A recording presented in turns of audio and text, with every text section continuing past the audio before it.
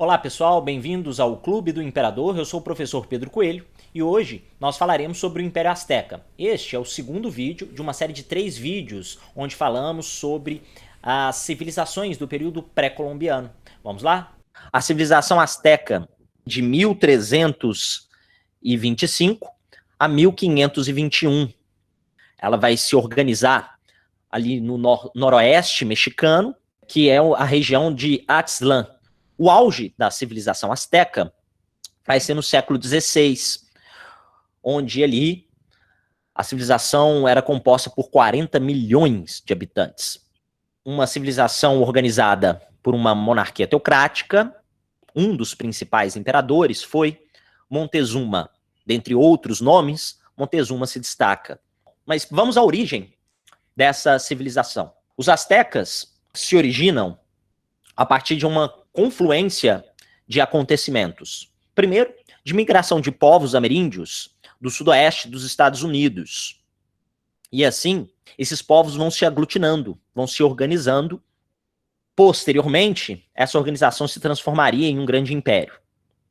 Então, primeiro, é essa migração do sudoeste dos Estados Unidos de povos ameríndios. E dentre esses povos, nós destacamos também os chamados toltecas. Os toltecas, um grupo que vem antes dos astecas, e eu posso dizer que dá a base cultural para os astecas, ok?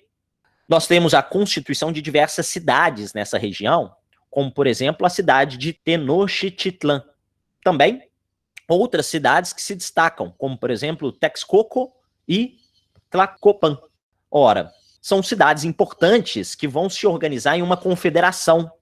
Para quem não sabe, a Tenochtitlan hoje é a cidade do México.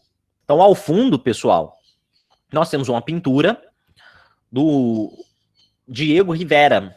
Essa pintura é um mural que encontra-se no Palácio Nacional da Cidade do México, mostrando como que seria essa origem da Cidade do México, a antiga cidade de Tenochtitlan, ok?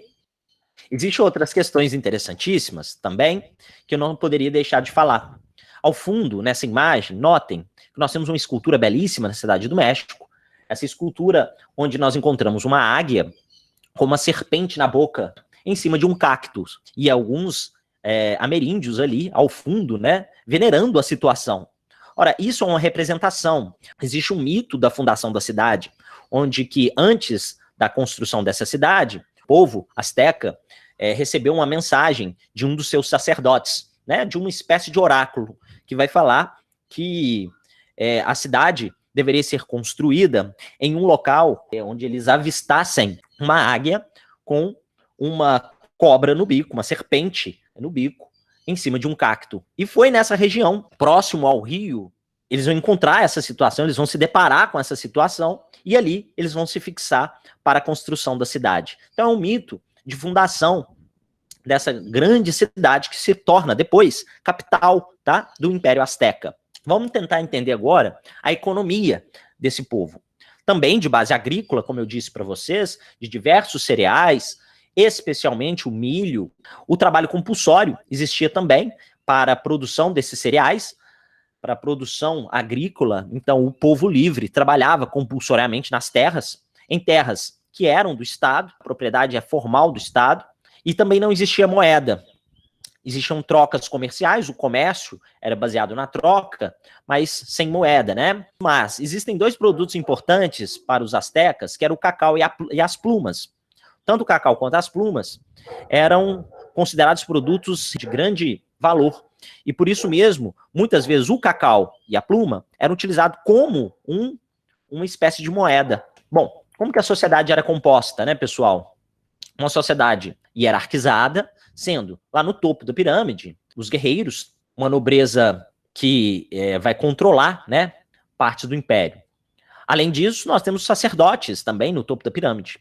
Abaixo nós temos os comerciantes, chamados de postecas, e depois os cidadãos livres, que são camponeses, pequenos comerciantes, artesãos, etc. Tá? Esses cidadãos livres pagavam impostos e serviam ao exército quando em momentos de guerra, né, eles eram obrigados a servir ao exército. A gente tem que entender que esse pagamento de impostos vem pela corvéia. O que é a corvéia? O trabalho compulsório, o trabalho obrigatório, um trabalho forçado, um trabalho compulsório de produção agrícola, e parte dessa produção vai ser direcionada para o Estado. E também nós tínhamos escravos na sociedade, que eram prisioneiros de guerra, devido à expansão do Império Azteca, e algumas pessoas também que se endividavam. Então existia aqui um endividamento de homens livres que se tornavam escravos para conseguir pagar suas dívidas. Como que esse império se organizou? Na política. Bom, nós tínhamos divisão de clãs, o império era gigantesco, cada clã, os Calpuli, tinha o seu líder, o seu delegado. Então cada clã elegia um delegado, para um conselho. Tinha chefes militares, só que existia um principal, que era mais renomado, um que tinha mais poder. Esse principal chefe militar era o imperador. E as guerras para essa população eram sagradas, pessoal, eles precisavam de guerrear.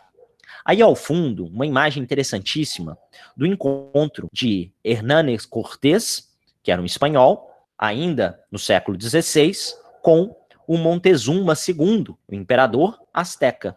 A base religiosa era politeísta, onde eles acreditavam em astros, em elementos da natureza, faziam procissões, cerimônias ritualísticas como de sacrifício humano, sacrifício animal e sacrifício humano. Sacrificavam mulheres, crianças. O sacrifício aqui aos deuses era algo comum entre os astecas.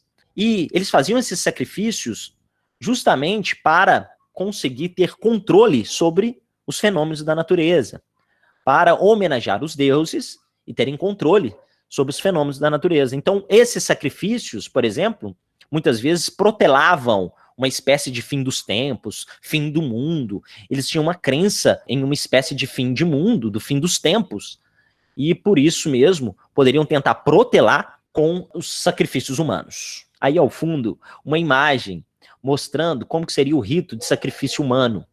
Eles utilizavam também tabaco, incenso vegetal, o copali, nessas cerimônias ritualísticas. Além do tabaco e do incenso, eles também se drogavam, tá, pessoal? Então existiam diversos componentes aí de drogas alucinógenas que contribuíam aí com o rito. Não só os astecas, tá? Mas maias, incas e outros povos ameríndios utilizam nas suas cerimônias ritualísticas, elementos, né, como chás, e alguns desses chás e algumas dessas plantas eram alucinógenas, são drogas alucinógenas. Sobre a cultura asteca, pessoal, é uma síntese de cultura de diversos povos que habitam o México. Então existe essa associação que a gente não pode deixar de dizer. Então nós temos o desenvolvimento de uma astrologia, de uma astronomia, de uma matemática sofisticadíssima, de uma arquitetura como palácios, pirâmides, aquedutos, de uma metalurgia, a manipulação do bronze, do cobre, do ouro, da prata, enfim. Mas eles não manipulavam ferro.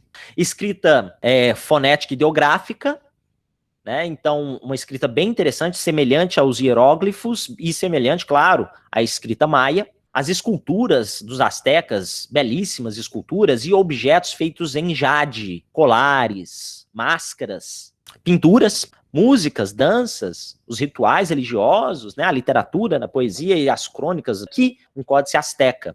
Aqui, uma máscara de jade, conhecida como o Homem de Jade, que é uma relíquia misteriosa, né, dos astecas que eles encontraram. Mas, ao mesmo tempo, eles fazem outros objetos feitos não só de jade, mas também de metal. E aqui, novamente, aquela máscara feita em jade, o Homem de Jade. Olha que interessante, pessoal. Brincos, né, colares e a própria máscara. Os astecas vão ser conquistados por Hernán Cortés, o principal inimigo, dizimador dos astecas, em 1521. Essa superioridade tecnológica, militar dos europeus vai fazer com que essa civilização asteca entre em colapso. Muitos povos que eram dominados pelos astecas, pessoal, vão se aliar a Cortés contra o imperador asteca. Essa decadência do Império Azteca vem não só por batalhas violentas e sangrentas, mas também pela distribuição de doenças dos europeus aqui no continente americano. Isso é notável não só na Mesoamérica, mas em todo o continente americano. Bom, quando eles viram os europeus primeira vez, né, pela primeira vez, eles associavam os europeus, os espanhóis, com deuses, né? E isso, essa associação com os deuses, trouxe também um certo tipo de amedrontamento. Eles ficaram mais amedrontados. E esse medo contribui também para a decadência, né, dos astecas.